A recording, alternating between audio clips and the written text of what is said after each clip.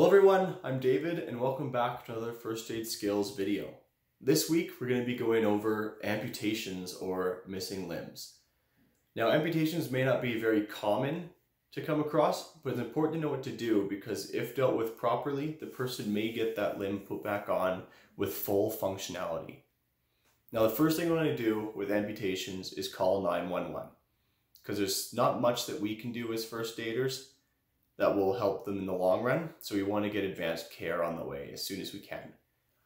Now, if the limb is still part attached, we want to deal with it like the injury we see. So if it's hanging off, you want to straighten it out and then treat it as a fracture by splinting it and keeping it stabilized, and then put direct pressure on the wound because we want to stop that bleeding. Now, if the limb is completely off, again, we want to do direct pressure to try and stop the bleeding. But if we can't stop it, remember we always have our tourniquets, which we went over already, to help control that bleeding, because that is very important. The person's life over that limb first. So if you've applied a tourniquet or done direct pressure and it's worked, now we want to deal with the limb itself. So I don't have a leg lying around, so I'm going to be using a dog toy. So we'll pretend this might be someone's forearm or something. So the first thing we want to do, there's 4 steps really. We want to protect the amputated limb, we want to bag it, we want to cool it, and we want to tag it. So the first step is protect it. So I want to get preferably sterile bandaging or anything. But if you don't have it, t-shirts, again, anything will work, anything soft. And we want to protect it by wrapping it. So we want to wrap that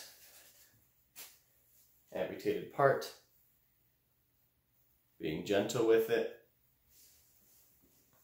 and prevent any further damage from happening to it. So the doctors might be able to put it back on at the hospital. So once we've protected it, the next step is we want to bag it. So we get a plastic bag, take our limb, and we want to put it in the bag. Now, third step is we want to cool it.